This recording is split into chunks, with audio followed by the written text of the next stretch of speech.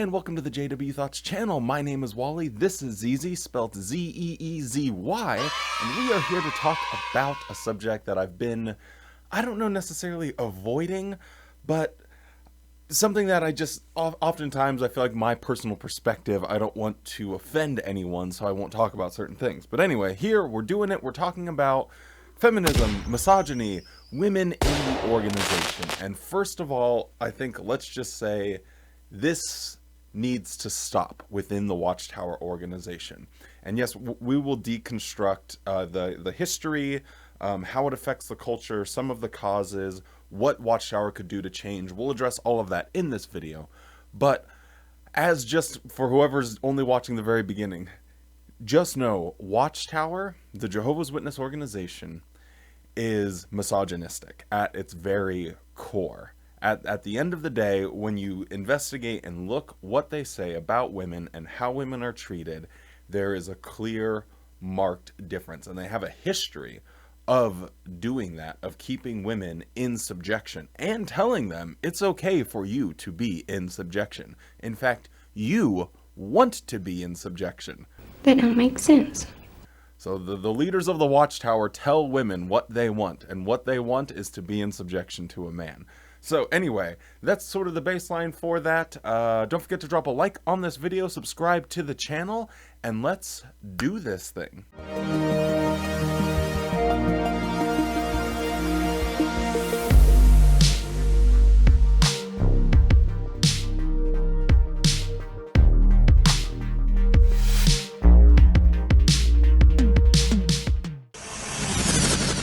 Hi, it's Wally from the future. I realized as I was vacuuming today that I missed a huge aspect of this discussion about women and the organization. And it was spurned by some conversation going on within the exjw community about sexual repression. And as I was vacuuming, I always think vacuuming or cleaning in general, showering and driving your car are the best places to get good thinking done. Pro tip from Wally. Anyway, so I was thinking it must be twice, something like that. It must be worse, we'll say. It must be worse for women in the organization as far as sexual repression goes.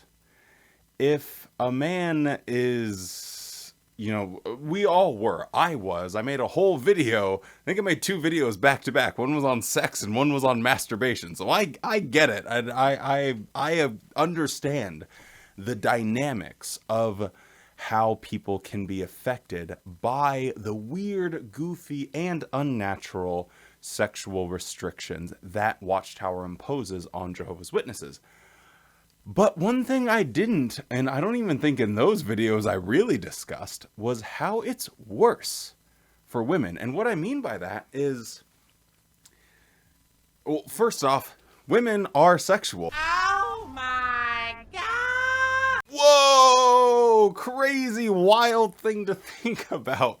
And if anyone wants to claim that men are more sexual than women as a defense for their position, then I will let all of you JW thinking women, I'll let you handle this. And I'll just sit back in the comments and just read them and be like, yeah, told you so. Anyway, so for everyone that doesn't think anyone that doesn't think that women are as sexual as men, then please just go ahead and let them roast you in the comments. Anyway, with all of that being said, a man obviously undergoes the normal Watchtower routine of sex indoctrination. And from there, if they choose to get married, then they are the head of the house.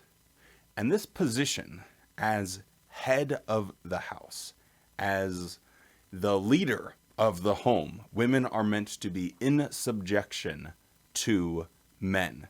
And then there's this goofy scripture in the Bible that says you must offer or make sure that you are providing the marriage due. Sex is what it's talking about, or that's at least how it's translated into a Jehovah's Witness mind. So you have the leader of the house that now has the I guess, authority to say, hey, time to do it, babe. And she's like, well, I don't really feel like it. Now, here's where it gets a little goofy, where we need to sort of divide a line between marital rape and, just normal sexual interaction. So I've had situations, and I'll use this as an example just because it can be in reverse.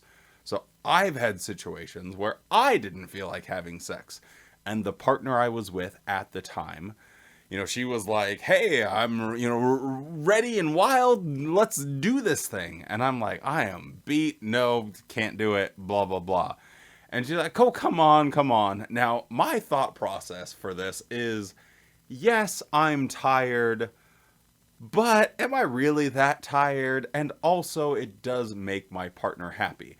It was on the level of, hey, I'm really tired. Let's get takeout. Or, am I really that tired that I can't just make like a yaki udon or something like that simple? So there was like a little bit of, I don't know if cost analysis is the right word, but there was a little bit of calculation there. And I didn't feel like someone was pressuring me to have sex. Now, the opposite of that is trying to exploit someone's beliefs. So, God won't be happy with you. It is your duty to have sex with me. Sorry, if you hear a lawnmower, that's because there's a lawnmower right outside that window. And a weed whacker. And a leaf blower. So it might get a little loud. But this is Wally from the future, and I'm trying to speed run as fast as I can. Anyway, so there's a difference between someone that's like, oh, I'm a little bit tired, but goes ahead and has sex with their partner, and someone that is basically has their beliefs or their circumstances or situation exploited specifically in such a way to guilt them into having sex. So those are like sort of different things. So I just needed to throw that out there. But I'm rambling now, so let's get on to why I think it's worse when women are Jehovah's Witnesses and their sexual repression is worse. When you get married, and your husband says that, and he's the head of the family, and I've heard first-person accounts of this from Jehovah's Witnesses, saying, yeah, I used the Bible for sex. I used my position as the head of the family in order to have sex with my wife because I genuinely thought it was my right. And the wife at the same time is saying, this is really, really messed up. I don't want to do this at all. There's no part of me that wants this, but I'm doing it because I need to be a good Jehovah's Witness wife. And that is a major problem that I missed and I didn't talk about at all in this video. So I just think that, we need to put that out into the world.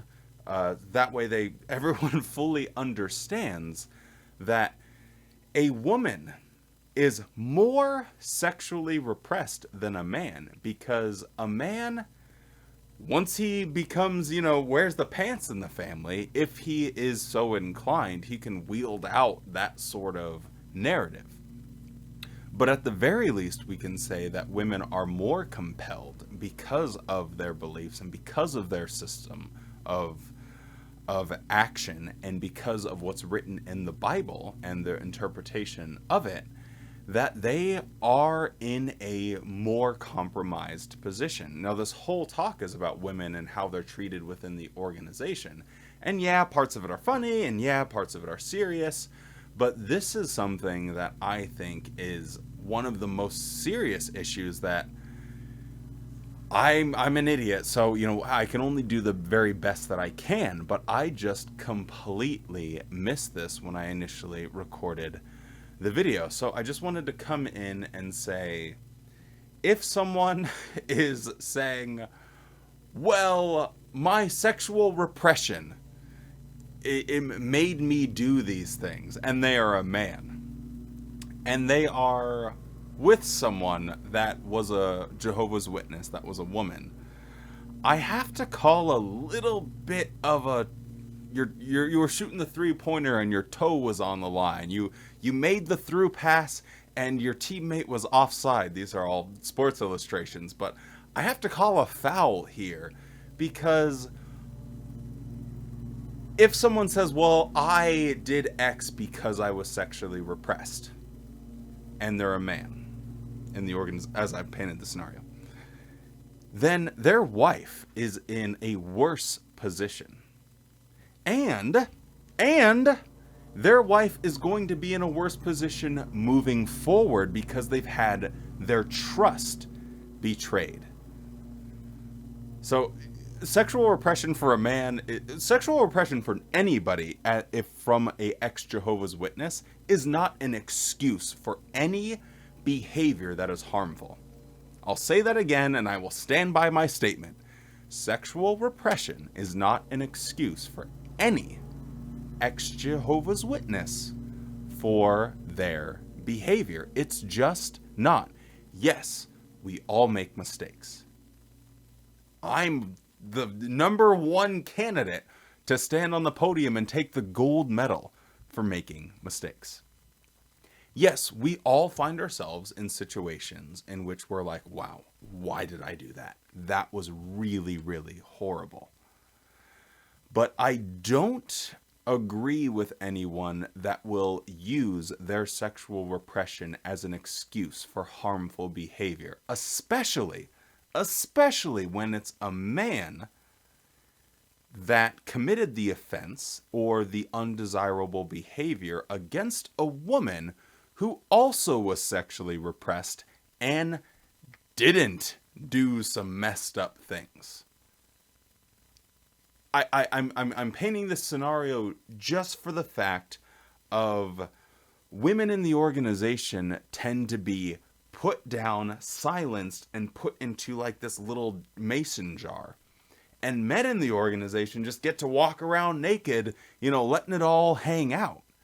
And we absolutely, man, I'm getting passionate, but we cannot stand for that as we transition out of this mindset. I don't know when the video is going to be released, but I just did one where I talked about how we can't maintain the same thought patterns that we had when we were in the organization. And this is another one. And if you're someone that wants to trot this out as an excuse for behavior, I will say, I don't agree with you. It's not that I don't like you.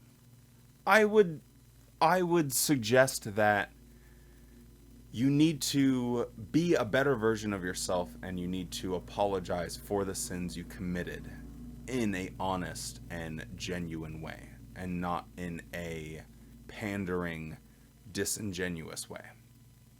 But that's just a more general statement, because I've had instances even within my own family where this is an issue, where it's quote unquote, marital rape. Sexual issues in my family are ubiquitous, so I guess I could go on for a while in this. But this channel, even though I'm the front and center of it, it's not necessarily about me, and I don't ever want to make it about me necessarily, and I want to make it about the issues and stuff. Anyway, this was Wally from the future. I just realized, and I looked up to the camera, that I've been recording for 13 minutes. I have no idea how this is going to be edited and inserted into the main narrative, but it is that important, and it absolutely needs to be addressed, talked about, and I made a mistake in the first time I recorded this, not addressing this issue. Women are more sexually repressed than men if they are Jehovah's Witnesses. Because once the only way to get sex out is by getting married. That's the same for men and women. You can't masturbate. That's the same for men and women. You can't have sex. That's the same for men and women. You move into the marital arrangement, and now the man becomes the head of the family, and the wife is in subjection. And that is told often in Watchtower articles, in public talks, and the life in ministry meeting, the whatever it was called before. What was it called before? The Theocratic Ministry School and the Kingdom Ministry, whatever it was. Anyway, it's talked about in Jehovah's Witness circles, and it needs to be addressed because we are people that are coming out of that. And we can't just sit back and say, well, my current behavior is because of that. Okay, but that would be fine if you were still in it. But now that you've moved past that, that would be like saying, well, I believe Armageddon is going to happen because I used to believe Armageddon was going to happen. I go and knock on people's doors because I used to knock on people's doors. Or you go the opposite. I can't ring someone's doorbell because I used to ring people's doorbells. I can't look at women as being equal to men because, well, the reason I'm a misogynistic piece of shit is because I used to be. Stop. This is excuse making, and we can't have that in the exjw community, and anyone that comes out needs to think their way out of the religion, not just find a scandal, hold on to it, and sort of shift and move their way out of the religion. Wow, I have no idea how this is all gonna come together. But I said gonna, which I absolutely cannot stand. It's going to. I'm ranting. Bye. All right, so straight away, why I decided, hey, I'm going to just jump in and do this. I came across a Watchtower from 2021, February edition, and it was talking about subjection or headship or whatever. And it just was like, yeah, even to this day, they still say things that are just openly misogynistic. But this one actually gets at what I think is the main cause of the problem within the organization and their treatment of women. So this is from a 2021 February Watchtower. It says, all Christians come under the perfect headship of Jesus Christ.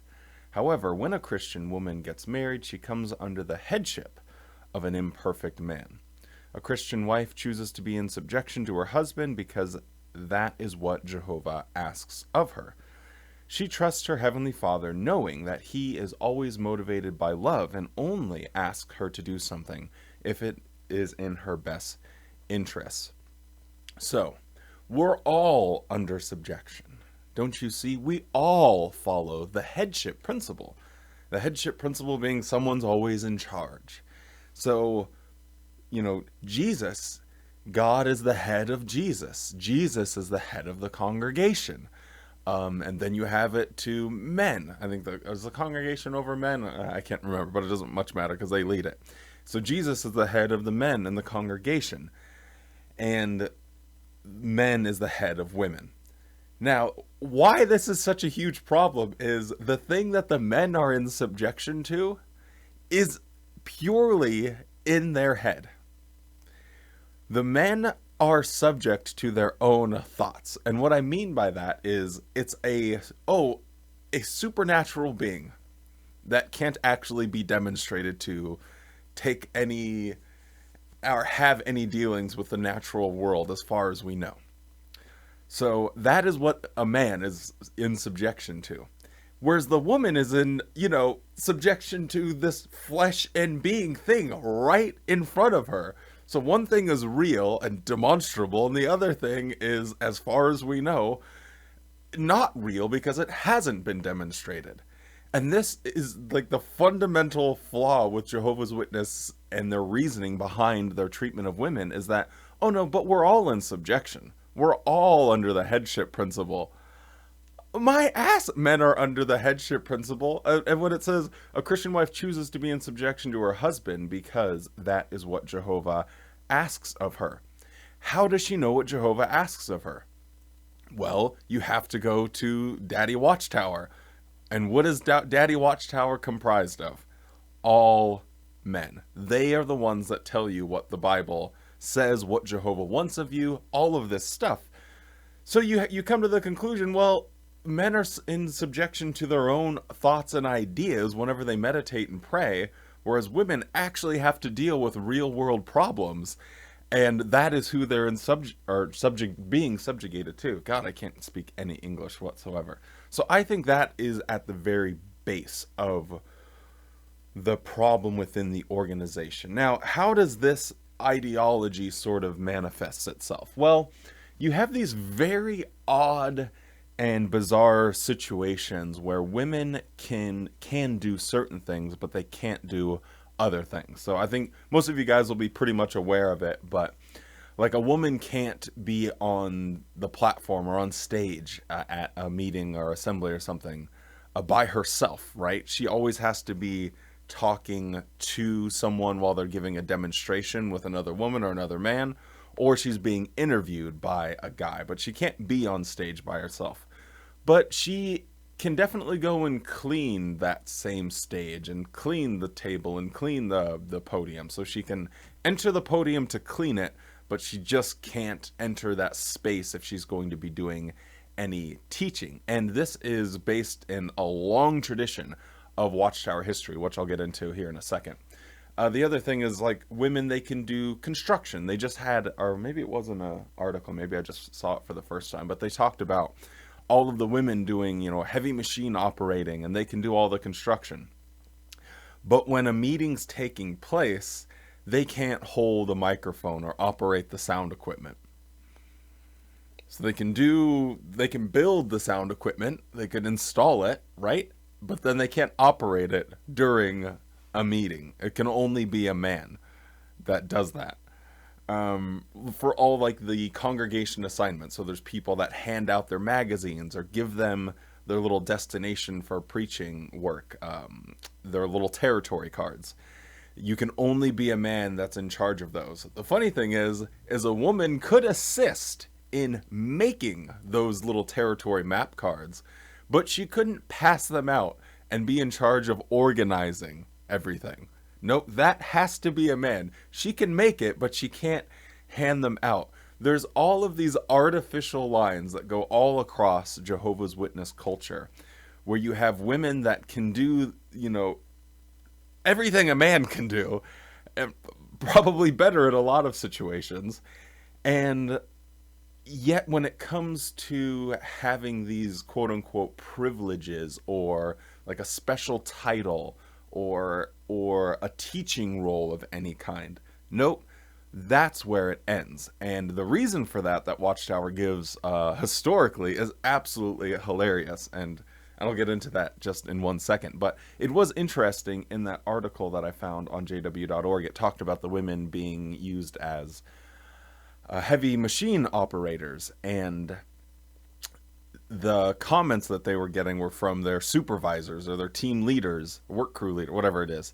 And they were like, yeah, a lot of times we assign the women because they're a little bit more careful. They are more willing to report if there's a problem with the machine and not just like hit it with a hammer and be like, come on, bucko, you'll make it just fine. They'll actually like take proactive action. So Watchtower recognizes that, women are just as talented as men.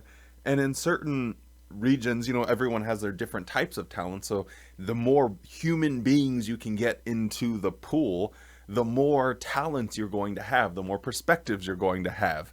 So you'll just have a more fluid society because you'll have a maximum amount of ideas floating around. But as soon as they say prayer and sing the song and that meeting starts, boom, it's all done. And women are basically, you can give an answer, but there's even rules about the answer, which I'll talk about here in a second. I keep saying I'll talk about in a second. Maybe I'll go and do that right now. The second has finally arrived. I need some water, though. The second has arrived. All right, so let's look at some of these quotes that I found throughout Watchtower's history. Now, I will start with just reading a verse from the Bible. I know it's one that most of you guys are probably familiar with. You've heard it at one point or another, but it's 1 Corinthians 14:34, where it says, "As in all the congregations of the holy ones, let the women keep silent in the congregations, for it is not permitted for them to speak. Rather, let them be in subjection, as the law also says. If they want to learn something, let them ask their husbands at home, for it is disgraceful for a woman to speak in the congregation." So verses like this and others exist in the Bible. So if you're trying to defend the Bible, how are you going to actually talk about this and say, well, what does this actually mean? Especially if you're someone like the Watchtower when you pretty much read the Bible literally, except when you really get uncomfortable. So how will they handle this particular issue? Well, this is taken from a 1964 Watchtower, so we're dialing it back a little bit and getting a full rounded scope here. Full rounded scope, that makes no sense. Does this mean that a woman can never speak in a meeting of the congregation? No, it cannot mean that. Back there, the women as well as the men received the gifts of the Spirit, including those of speaking in tongues and prophesying, and these would require them to speak in the congregation. So, in what sense were they to keep silent in the congregation? Evidently, in those cases where to speak would be to show a lack of subjection. So, a sister would not be found debating with brothers or publicly criticizing them, either at a meeting or to other members of the congregation at other times, nor would she exercise authority over the brothers as a teacher or instructor. If a woman did have a question about what a male member said in the congregation, then she could take this up with her husband at home. Where a wrong comment is offered by a male person in the audience, during the Watchtower study for example, this does not require the sister, if called on, to follow along and make her comment agree with the incorrect thought. But neither by her comment nor by her tone of voice would she be critical of the brother's answer. Of course, if there are other mature brothers present, it would be better for the conductor, on noting an incorrect answer by a brother, to call on these ones for further clarification of the point and benefit of thus avoid any possible embarrassment. Sorry, a little bit of a longer quote there, but anyway, we get a pretty clear picture how they read this. Well, the women can obviously speak, so they can comment, they can give answers, they can be interviewed. When it says keep silent in the congregation, we don't want them to have any authority or exercise authority over brothers as a teacher or instructor.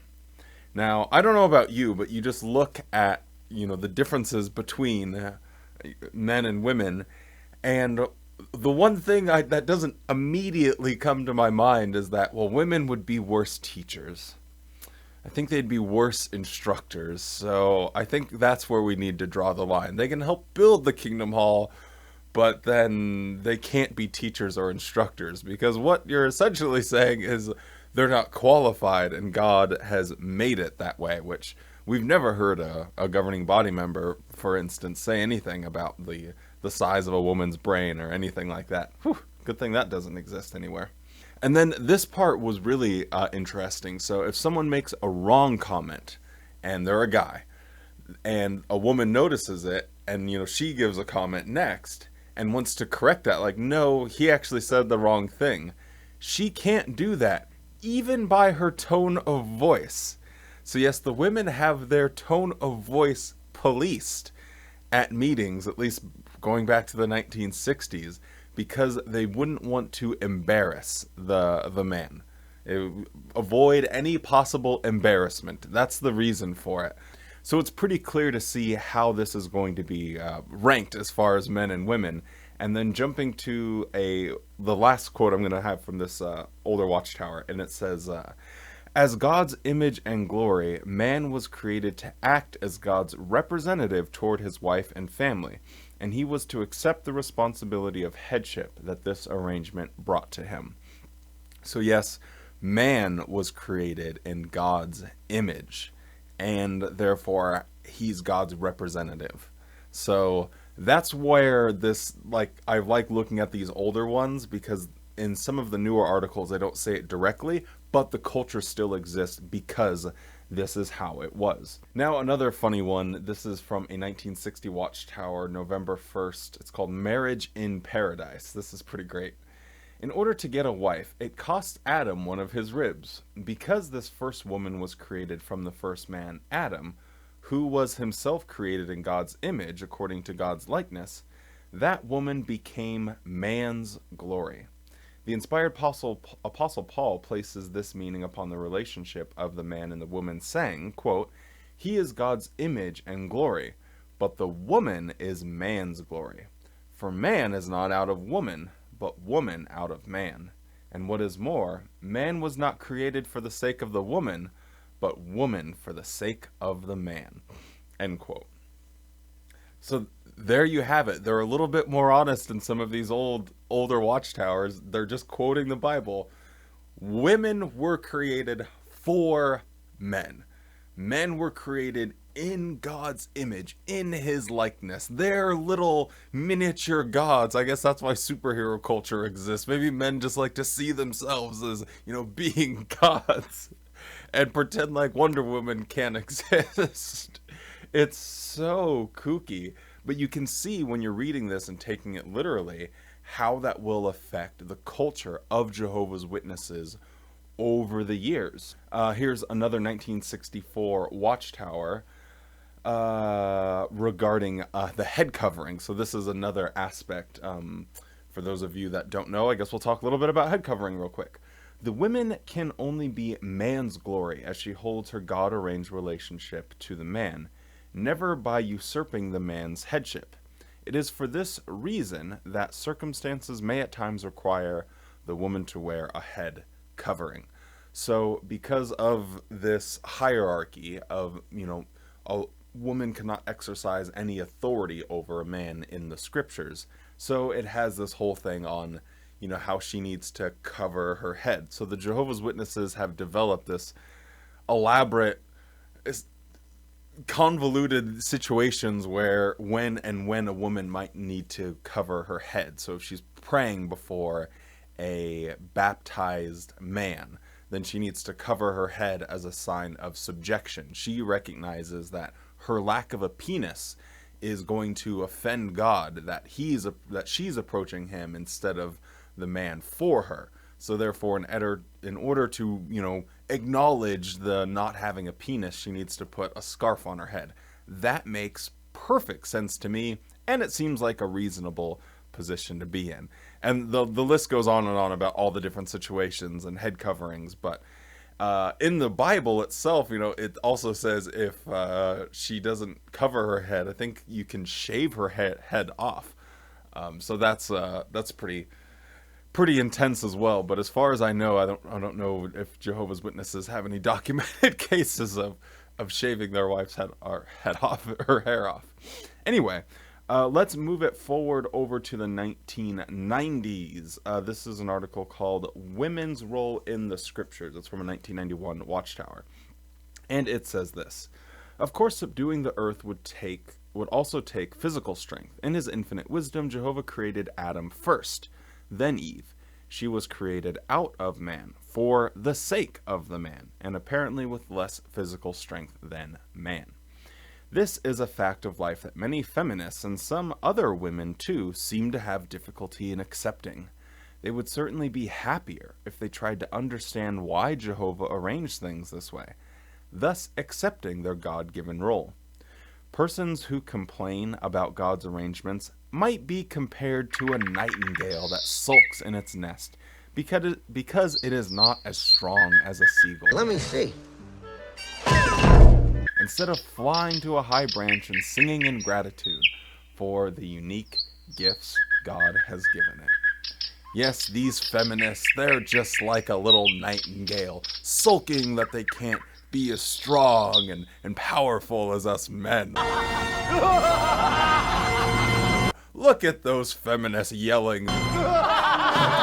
They want to say that they're as strong as I don't even know what kind of boogeyman feminists the Watchtower is arguing against here, but clearly they don't have any touch with actual social issues going on in the world. So here we have, even farther in the 1990s, this exact same mindset, right? Of women were created out of man for the sake of man, and they're not as strong. What do they need to do? Well, they would be happier if they tried to understand why God arranged or set things up this way. So I know we said it before, but let's just break it down once again. You need a man to tell you what the Bible says. So only men can actually dictate what the Bible says. And then, based off of that, they tell you what God thinks. And hey, bing bow bop, what God thinks is that you would be happier if you allowed me to tell you what to do. It's amazing that God came to me with this revelation. It's just such a spitting in people's face. It's very irritating.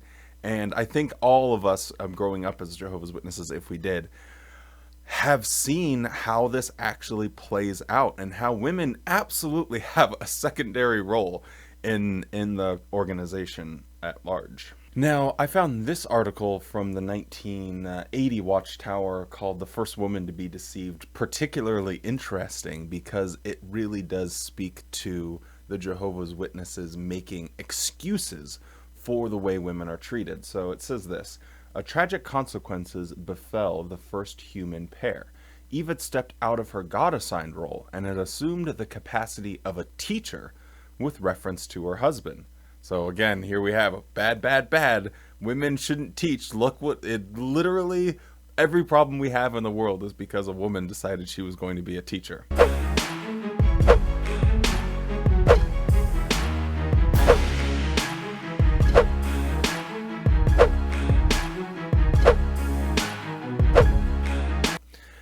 The sentence that the Creator pronounced on her revealed the damaging effect that this course would have on her marriage. Adam would dominate her, indicating that from then on his headship would be exercised in a domineering, tyrannical way, yet she would have a craving, an intense feeling of need for him. So they publish material like this as sort of a biblical excuse machine. Like, yeah, women are put down. Yeah, they might be treated as second-class citizens. But hey, it's really woman's fault that they're here. I mean, she was the one that was deceived by the snake. It wasn't Adam. Adam wasn't deceived.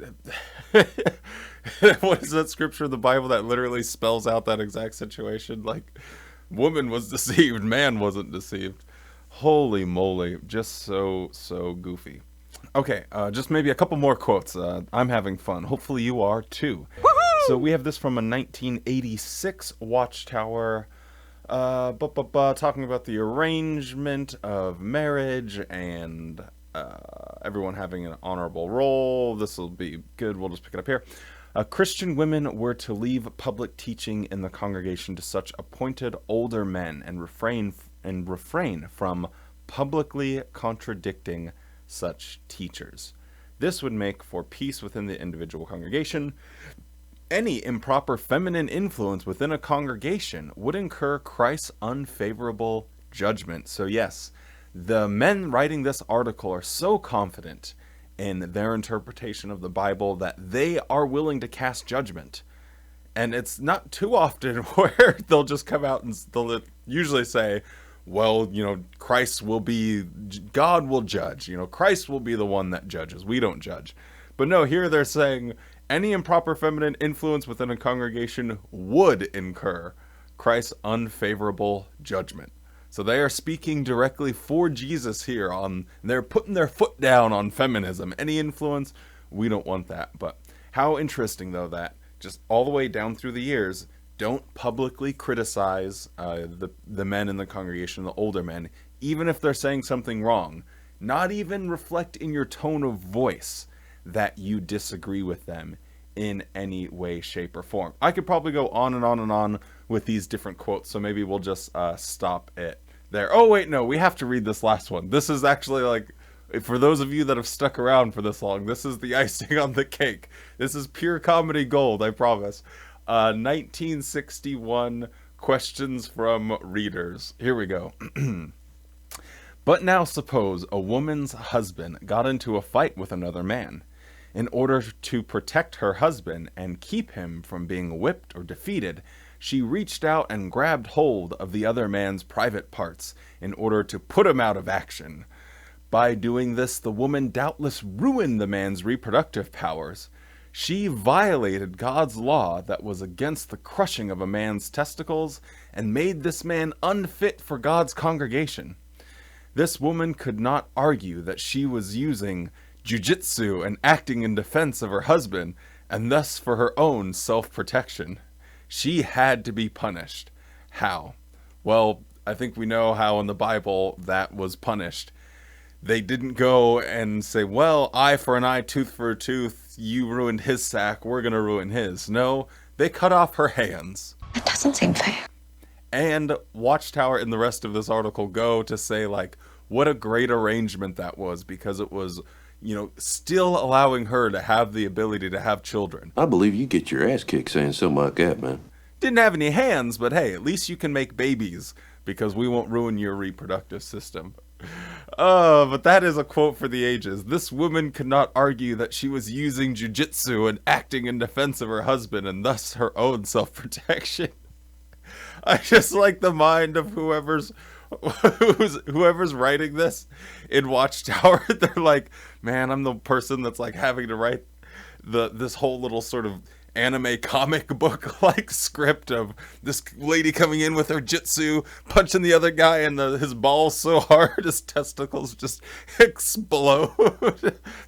Like, I wonder, he must have had some drawings or something to go with this.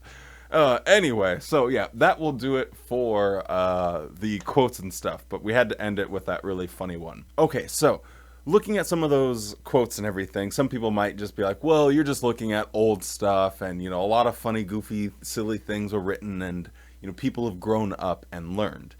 And I would just say, no, you're completely wrong about Watchtower on that front, because just because they don't explicitly say it in the same way they did previously doesn't mean anything has changed within the organization. Yeah, a lot of people wrote some goofy stuff about, women in the 50s and 60s, right? We can all acknowledge that, and we've come a long way since. Watchtower, while they may not directly say it, they haven't changed any of their policies to make it better or easier for women to exist in the organization as a whole. And then there's another aspect of, well, do they even need to explicitly come out and say this anymore? Or is this culture worked its way into each and every Jehovah's Witness's mind that they readily accept it? They say, yep, this is totally fine. This is just our way of life, and this is what makes me happiest. They don't have to go along and say it to people's faces anymore. So I think that might be the real reason we don't get as many sort of ridiculous women have small brain comments. And also, I think they know they would get flamed, but they don't really have to come out and say that. They don't have to get flamed. They can just write these puff pieces about how women are appreciated and cherished. But at the end of the day, it still comes down to this. Men are in charge. And the excuse they use for that authority that they take is, well, we're just under the authority of Christ. Already debunked, so we don't have to do it again. Now, let's imagine a world or a scenario where Jehovah's Witnesses actually made changes. And what would those actually look like? So I guess this would be my dear Watchtower. These are some adjustments that you probably should make. The first thing that comes to mind is obviously when it comes to judicial committees. Judicial committees and their procedure that they follow make it extremely traumatic for young women especially. So someone can be questioned because they were kissing their boyfriend, and then two elders are going to come and investigate.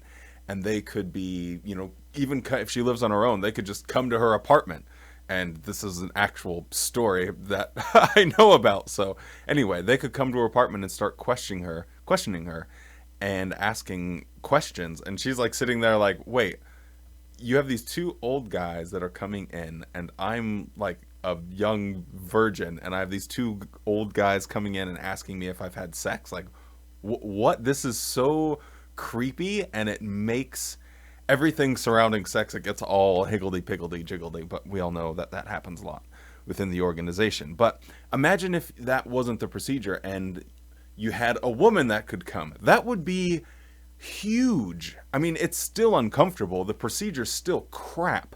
But imagine just the difference if a young woman was having to go and talk about her sex life, which unfortunately happens all the time, imagine if she was able to do that with, her mom and another older sister that was an elder in the congregation. Just imagine how much of an impact that would make, or be less traumatic, instead of sitting there with her dad and 3 other elders and they're all asking about her sex life. Like, it's so horrible. So that one change, I think, would just help a lot with the trauma that people face, especially when it comes to them being comfortable about coming forward about instances where there was, I don't even know how to like say this without YouTube getting in a fit, but when it comes to instances of child safeguarding and people coming forward with their stories, if they could come forward and they knew it was with a trusted woman, they're going to do that more than their dad's golfing buddy, especially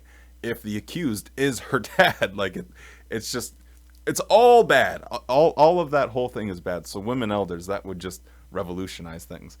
And then I think too, the organization obviously sees like the talent that that women have, obviously equal to men, and they're using that, whether it be in like their construction or when it comes to what they're doing for their video stuff. No doubt there's a lot of women that are heading all of that, or not heading all of that, but are working in that.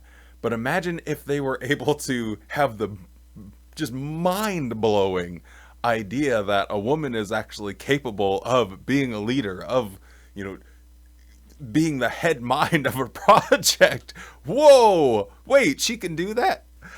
But I just imagine a world where the material that they put out isn't so overtly sexist. It's not so rough around the edges. Just like imagine if they fully embraced and they were on committees, not just the person taking the notes, but someone that's saying, hey, write this down.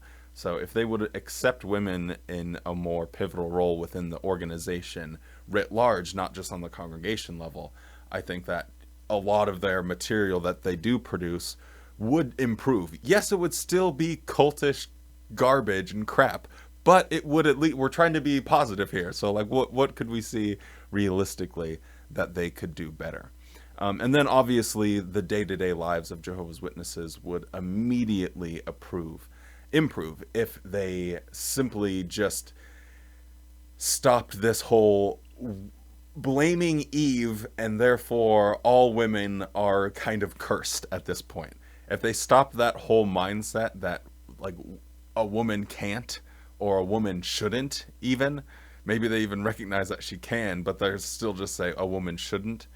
I think just that whole equalizing would make the congregations and the people that are affected by the organization, if they are so unlucky to be associated with it, well, at least if they were in it, they would be a little bit more comfortable if there was a more general sense of equality. All right, well, you have heard this man talk for long enough about feminism, and I think I will end this video by reading something, and this is from the days when I was still a Jehovah's Witness, but I was writing under a pseudonym and had a blog that was talking about my exit out of the organization.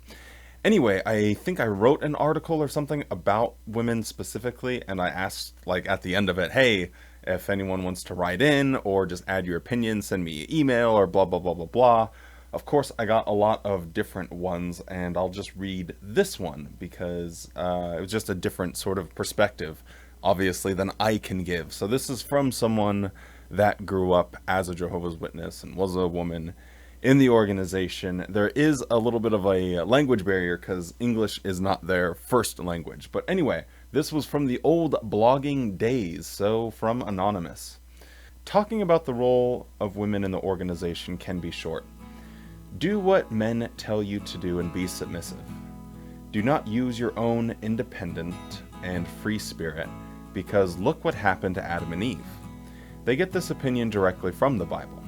At 1 Timothy 2:11-15, it strongly suggests that women need to be silent and submissive, because Adam was created first, and the woman was thoroughly deceived. Think about this for a moment. If you can pin the entire suffering of humanity on the first woman, then it makes it easy to keep all other women born into the world under your bigoted thumb. Perhaps this male-dominated thinking described or descends from the anthropomorphizing of God as a father/man person. They speak English better than me as a second language.